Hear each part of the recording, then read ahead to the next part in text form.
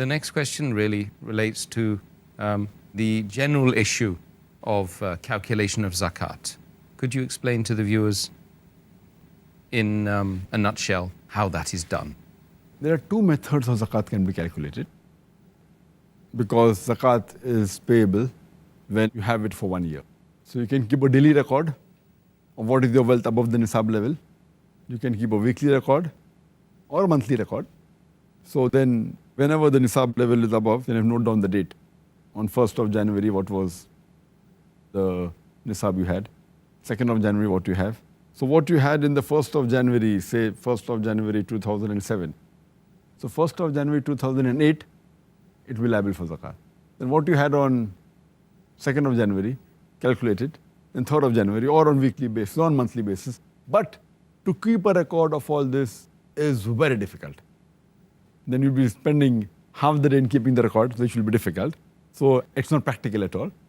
The easier method and a safe method, where mistake, inshallah, would be avoided, is picking one particular day in the full year and calculate it exactly 1 year after that. Most of the people prefer Ramadan because it is the month of charity and you get more blessings and more rewards.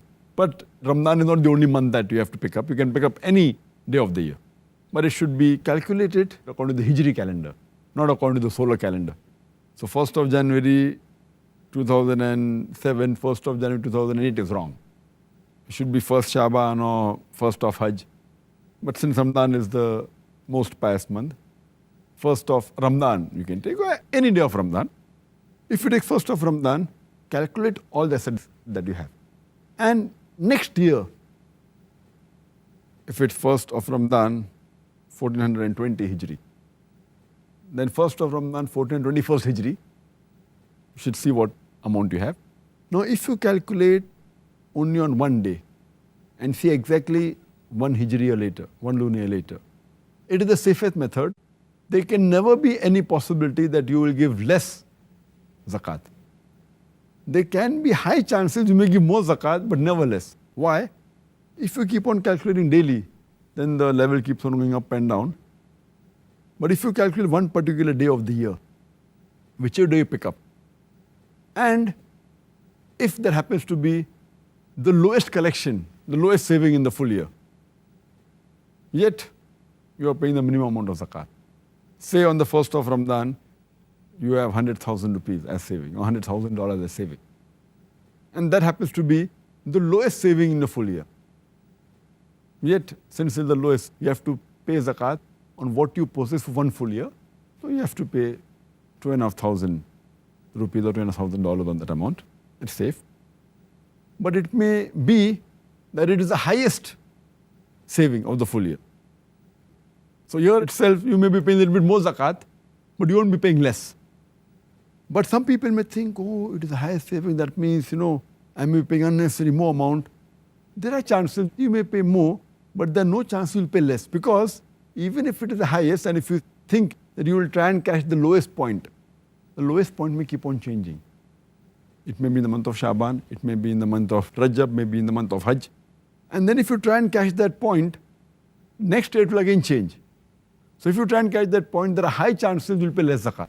So best is to pick up one point, one day in the full Hijri calendar, and keep on taking that every year. And you'll be less assured that you will never pay less zakat, you may pay more. Because if the wealth keeps on fluctuating up and down, you have to pay on what amount you possess for the full year. Yeah. But the lowest point once, maybe Shaban, the other may be Ramadan, the third may be Hajj, maybe any month. The safest is to pick up any one, keep on sticking to that year, and inshallah you'll never pay less. You may pay more. Sometimes 10% more, 20% more, 30% more. It will never be less, inshallah. So this is the safest method and it's the best method. And on this day, whichever day you pick up, you have to calculate all the savings you have, whether in cash, what is the bank balance, what is the gold you possess, whether in the form of jewelry, whatever stock you possess, whether in shares, whatever investment, all this you put together, or your business, the stock trade of your business, all put together. If you're due to receive some amount from someone, even that has to be calculated because he has given a bit late, but yet it's your property.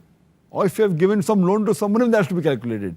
But if you have to give some money to someone, that has to be deducted from your amount.